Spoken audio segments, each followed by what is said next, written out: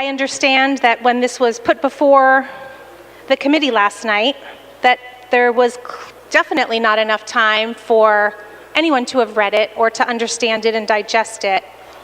I feel that this is something that has been worked on extensively, and frankly, something that in 2018, women across our nation are standing up and calling for.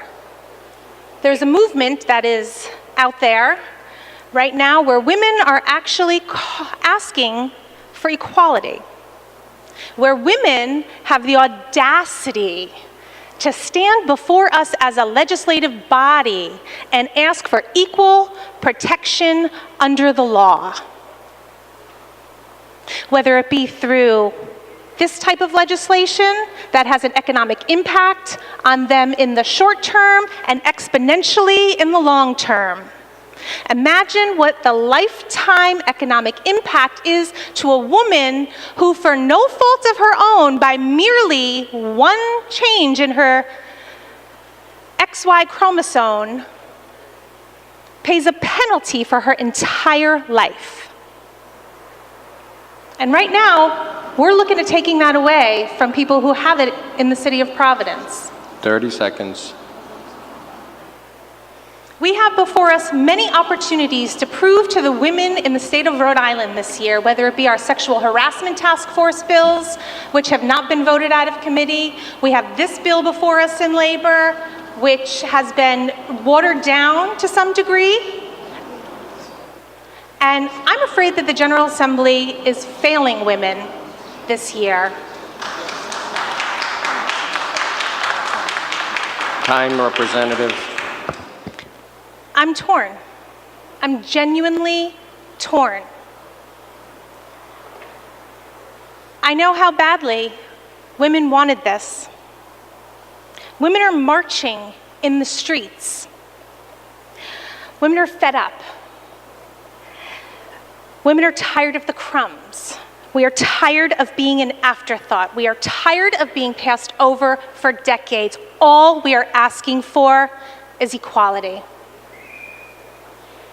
If we had acted to allow changes to our civil rights laws that would have offered equal protection for sexual harassment, that would have advanced us in equal pay a little bit more, if maybe women with fewer than 18 employees weren't losing protections, if women in Providence weren't losing protections, if we weren't trading one class of people for another, I could stand here proudly and say, yeah, compromise is important. We need to advance, but we can't do it on the backs of other people. Women deserve equal protection under the law. All we're asking for is equal protection. And I still can't believe I'm standing here saying that the General Assembly is not hearing us. We had our task force to look into equal protection under law. We deserve more. We deserve more than this half a bill today, and then we need to wait another decade until we get another quarter loaf of something. It's not enough. We're hungry. We deserve more. We're waiting for more. We're demanding more. And I hope everyone sees us marching, hears our message, and responds to it, because we are not staying quiet. I want this bill to pass. I want equal protections the way the Senate passed it. I want equal protections the way that the sponsor fought so hard to get in our chamber. So what if we pass this? It doesn't match the Senate side. What's going to happen now? We have 30 hours until we're supposed to be adjourning. How are we going to get this bill through there? Is it enough?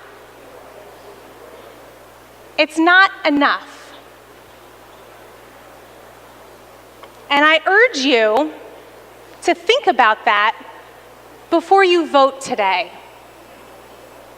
And I am sorry that I am compelled to stand up here and point these deficiencies out because I want a victory.